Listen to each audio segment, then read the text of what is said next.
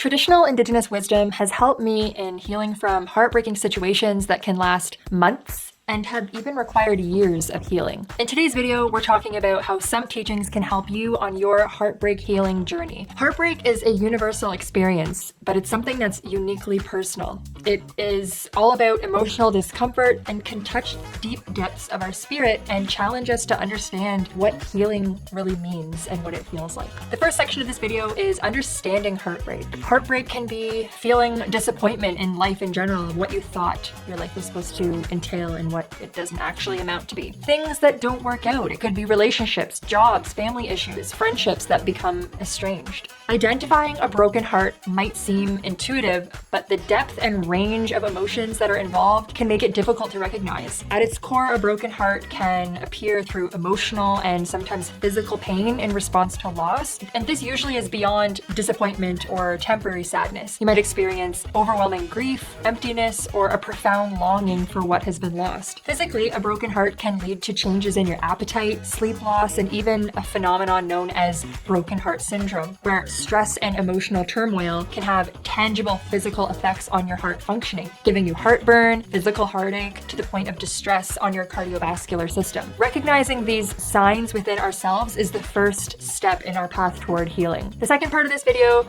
I'd like to talk about Indigenous wisdom on heartbreak. There are many Indigenous elders that have their own perceptions and teachings on heartbreak and what it means in our communities. Now, teachings that I've heard, heartbreak's not a weakness. It's a transformation and an opportunity to deeply connect with your innermost being, and teachings that have been passed down from our ancestors and what loss and hardships have taught them. Now, there are a few lessons that I want to share with you that have guided me through some of the heartbreaking times in my life. The first is the importance of connection to nature. So as we learn from nature, just as seasons change, so do our hearts. Each sunrise brings new hope, and every sunset is a moment to reflect and heal. Now, this is connected to the elements. Understanding the importance of sunrises and sunsets, the cyclicality of nature, and the connection to different elements can help us to not feel alone, to help us feel connected with spirits, not just spirits of man, but other animals, plants, and spirits and living beings that are all children of Mother Earth and all children of Creator. The next teaching that I'd like to share with you on how you can use Indigenous teachings to help you is understanding the power of storytelling. So our stories define us. Sharing your heartbreak story with others is not admitting defeat. Sharing your heartbreak story allows you to reclaim power over your narrative and over your experience, and allow you to see it and reflect on it and learn from it. Just the way that our ancestors have passed down stories and teachings through oral traditions is the same way that you can heal from your heartbreak and from situations of loss and grief and support yourself on your healing journey. I remember a few years ago when I was going through a separation that was extremely traumatic and heartbreaking.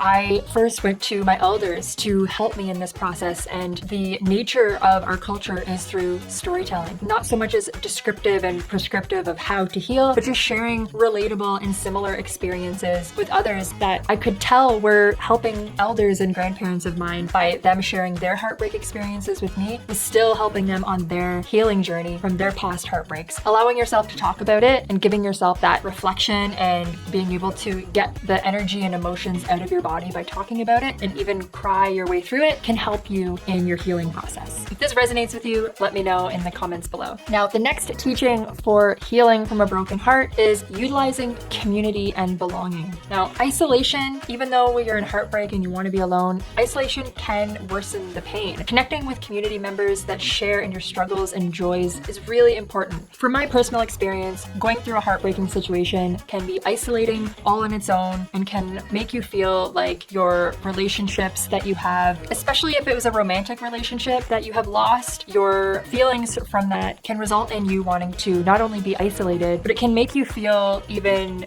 shameful for maybe neglecting or spending less time with your other community members, other family members, especially if it's a case where you poured your heart and soul into a significant other or a romantic relationship where you had invested a lot of time and maybe foregone opportunities to spend with other friends and family and community members. At least from my experience, I found that my close-knit community, my close-knit family has helped tremendously in my heartbreak journey to feel feeling supported and to feel loved. Even if a significant other betrayed you, it doesn't mean that other community members and other family members are going to do the same thing. Now on to the fourth teaching and important way to heal from heartbreak, which is utilizing rituals and ceremonies. Now, ceremonies might seem overwhelming, but rituals can be just simple daily practices or sacred times or ceremonies that ground you. These can offer solace, bring you back to your spirit, back to harmony with the world. Rituals are actually just routines that we choose to follow on a consistent basis. So a ritualistic smudge, for example, is a smudge that you do on a routine basis, whether it's every day, every week, every month, every specified time. And a ceremony can mean anything. Now, if you're wanting a more formalized ceremony that is involving a group or a leader that is connected to Indigenous culture, I mean, there's cultural ceremonies that can help you, such as full moon ceremonies, sunrise ceremonies, there's sacred lodge ceremonies. Check out this video right here where you can see all the different kinds of ceremonies. Actually, there's just a few mentioned in there. There are thousands of different types of ceremonies that can help you in your healing. Defining a new routine and a new ritual for yourself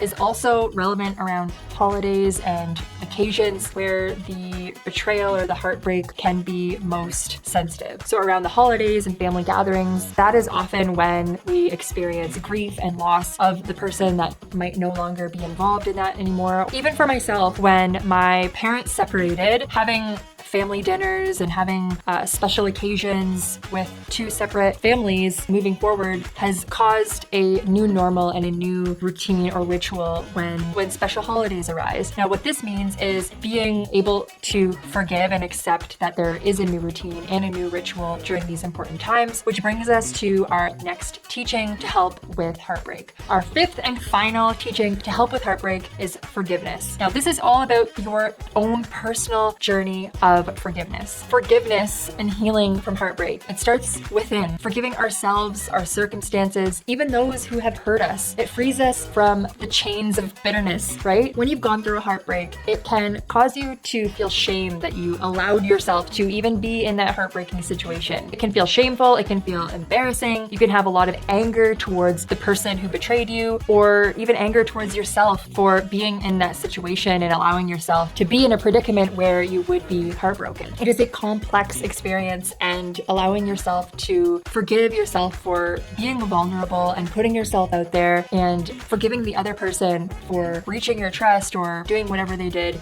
to hurt you is really important part of the healing process. Now, this last part of the video, I want to talk about how you actually apply these teachings to your heartbreaking experience. Applying these teachings have been a journey back to yourself, to before the heartbreak, and the journey to your new self as well. Applying each of these 5 teachings has helped me, each in their own unique way. The first one of connecting with nature has reminded me personally on life's persistent beauty. No matter where you look, when you venture out around Mother Earth and around the sacred elements that the Creator has gifted us with, you cannot mistaken the beauty that life has available to you. The way that storytelling has supported my healing journey is that it has rekindled my inner fire to be able to talk about something that is difficult, heartbreaking, triggering, and quite frankly, traumatic. So being able to practice storytelling, opening up, sharing, and expressing difficult experiences, and also to listen to other storytellers that have had their own unique and also similar experiences to me can help me in my listening skills and being able to identify patterns in others, to be able to recognize and learn from,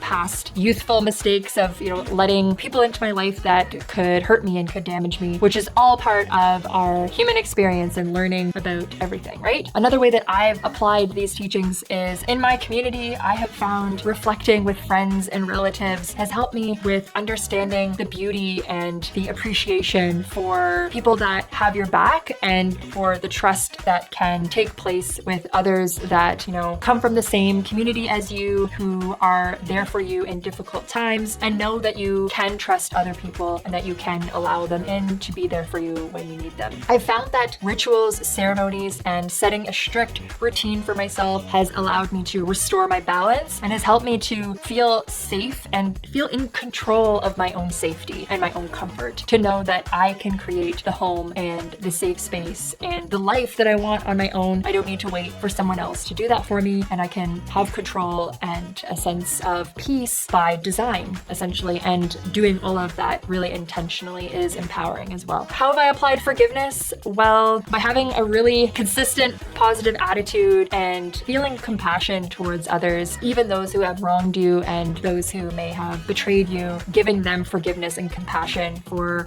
having to live with that pain, or even if they aren't living with that pain, having to know that, they're just not a good person, or that they are not someone who has, values that you would want to be tied to in your life anyway. I hope that has somewhat helped you in one way or another. And in closing this video, I would really like to thank you. I appreciate you for watching and for having a closer look into my heartbreak journey and my healing journey. Know that the path of heartbreak is full of shadows, but it's within our power to choose the light. It's guided by the wisdom of those who walk before us. The people who walk before us are guiding us and supporting us on our journey, whether we can feel them and see them or not. Your heart may be broken, but your spirit is unbreakable. So make sure that you heal, grow when you're ready.